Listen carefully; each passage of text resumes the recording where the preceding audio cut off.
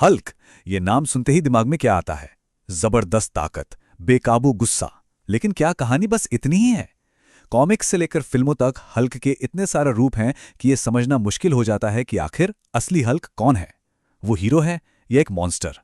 तो चलिए आज इसी पहेली को सुलझाते हैं। तो सवाल यही है, आखिर असली इनक्रेडिबल हल्क है कौन? क्या वो सिर्फ एक गुस्से से भरा हुआ दैत्य है, या उसकी कहानी में कुछ और भी गहरा छुपा हुआ है? चलिए इस मिस्ट्री को परत दर परत खोलते हैं। हल्क के इतने सारे रूप हैं कि कंफ्यूज होना तो बनता है। मतलब सोचिए, कभी वो एक बच्चे की तरह बर्ताव करने वाला जानवर है, तो कभी एक जीनियस टैक्टिशियन, कभी वो बदला लेने वाला देवता बन जाता है, तो कभी एक बेरहम हत्यारा दानव। ये सारे विरोधाभास एक ही किरदार में कैसे हो सकते हैं? इस सवाल का जवाब पाने के लिए हमें पहले हल्क के अलग अलग रूपों को समझना होगा, मतलब उसकी अंदर के राक्षसों को। तो आइए पहले इन राक्षसों से ही मिलते हैं। तो चलिए शुरू करते हैं हल्क के 3 सबसे जाने पहचाने और सच कहूं तो सबसे दिलचस्प चेहरों से। ये 3 रूप हमें इस किरदार की आत्मा के और करीब ले जाएंगे। तो सबसे पहले वो हल्क जिसे हम सब जानते हैं, सैवेज हल्क। Hulk smash. हाँ, ये आवाज हम सबके कानों में गूंजती है ना? ये वही हल्क है जो फिल्मों में कारों को खिलौनों की तरह उठाकर फेंक देता है। पर क्या वो सिर्फ इतना ही है? नहीं, कहानी इससे कहीं ज्यादा गहरी है। ज्यादातर लोगों को लगता है कि सैवेज हल्क बस एक बेवकूफ जानवर है, लेकिन सच तो कुछ और ही है। वो असल में एक बच्चे की तरह है, एक बहुत बड़ा डरा हुआ बच्चा। वो दुनिया से उतना ही डरता है जितना दुनिया उससे डरती है। और उसकी एक खास बात है, वो हमेशा कमजोरों, खासकर महिलाओं और बच्चों की रक्षा करता है। अब मिलते हैं एक बिल्कुल अलग तरह के हल्क से। ये है ग्रीन स्कार, प्लैनेट हल्क और वर्ल्ड वॉर हल्क का हीरो, या शायद विलन। ग्रीन स्कार हर मामले में सैवेज हल्क से आगे है। वो ज्यादा होशियार है, ज्यादा ताकतवर है और ज्यादा बड़ा भी है। जहां सैवेज हल्क का गुस्सा एक बच्चे के गुस्से जैसा है जो किसी भी छोटी बात पर भड़क उठता है, वहीं ग्रीन स्कार का गुस्सा बहुत फोकस्ड, एक मैच्योर गुस्सा है। वो जानता है कि वो किस पर नाराज है और क्यों, और वो उस प्रॉब्लम से सीधे जाकर निपटता है। और आखिर में अब हम मिलते हैं हल्क के सबसे अंधेरे, सबसे खतरनाक रूप से। इसका नाम है devil Hulk. Devil Hulk green scar जितना ताकतवर शायद ना हो, पर वो उससे कहीं ज्यादा खतरनाक है।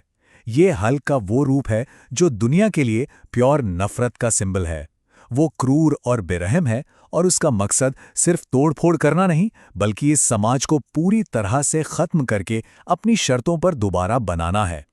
उसकी कहानियां अक्सर हॉरर जॉनरा की होती हैं। तो हमने हल्क के 3 अलग अलग रूप देख लिए। लेकिन एक मिनट, क्या हो अगर हम शुरू से ही गलत सवाल पूछ रहे हों? क्या हो अगर असली कहानी हल्क के बारे में है ही नहीं? क्योंकि असली कहानी हल्क की नहीं, बल्कि ब्रूस बैनर की है। हल्क के ये जितने भी रूप हैं, वो असल में बैनर के टूटे हुए मन के टुकड़े हैं, उसके दर्द और गुस्से की परछाइयां हैं। हल्क को वाकई समझना है तो हमें ब्रूस बैनर के दिमाग की गहराइयों में उतरना होगा। एक ऐसा दिमाग जो भयानक सदमों की वजह से टूटकर बिखर चुका है। मार्वल यूनिवर्स में तो कहते हैं कि ब्रूस बैनर को डिसोसिएटिव आइडेंटिटी डिसऑर्डर यानी डीआईडी का सबसे सीवियर केस है। अब यह है क्या? ये एक तरह की मेंटल कंडीशन है जिसमें जब किसी को बहुत भयानक ट्रॉमा मिलता है तो दिमाग खुद को बचाने के लिए नई नई पर्सनालिटीज बना लेता है। हल्क की ये अलग अलग रूप असल में बैनर की वही अलग अलग पर्सनालिटीज हैं। और बैनर की जिंदगी में मिले हर बड़े सदमे ने एक नए हल्क को जन्म दिया। बचपन में हुए दुर्व्यवहार ने सैवेज हल्क को बनाया। बड़े होने पर मिले धोखे और नुकसान ने ग्रीन स्कार को जन्म दिया। और मन में दबी हुई गहरी नफरत ने डेविल हल्क को पैदा किया। तो अब एक नए नजरिए के साथ हम उसी पुराने सवाल पर वापस आते हैं जिससे हमने शुरुआत की थी। असली राक्षस कौन है? कॉमिक्स को गहराई से पढ़ने वालों के लिए जवाब बिल्कुल साफ है। हल्क राक्षस नहीं है, असली राक्षस ब्रूस बैनर है। ये सुनने में एक चौंकाने वाली बात लगती है ना? लेकिन हल्क के ये सभी रूप असल में बैनर के प्रोटेक्टर्स हैं। वो उसके दर्द को, उसके गुस्से को और उसके अंदर के अंधेरे को अपने अंदर सोख लेते हैं, ताकि ब्रूस बैनर वो असली राक्षस न बन जाए जो वो बन सकता है। हल्क असल में बैनर को एक सच्चा सुपर विलन बनने से रोकने वाला एक सेफ्टी वाल्व है।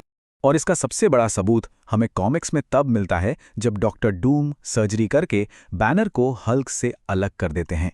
हल्क के बिना अपने ट्रॉमा का सामना करने में नाकाम बैनर का दिमाग पूरी तरह टूट जाता है और वो एक क्रूर सुपरविलन बन जाता है। इससे ये साबित होता है कि हल्क हमेशा उसे रोक रहा था। और यही मनोवैज्ञानिक गहराई, यही कॉम्प्लेक्सिटी इस किरदार को इतना दिलचस्प बनाती है। एक ऐसी बात जो ज़्यादातर फिल्में पकड़ ही नहीं पाती।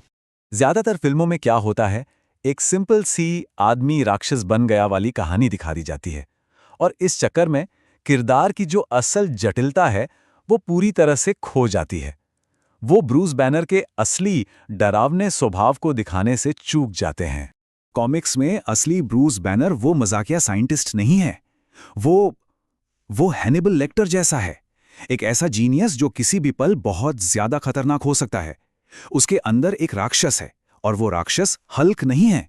तो अगली बार जब हल्क दिखे तो ये याद रखिएगा, वो राक्षस नहीं है, वो एक रक्षक है।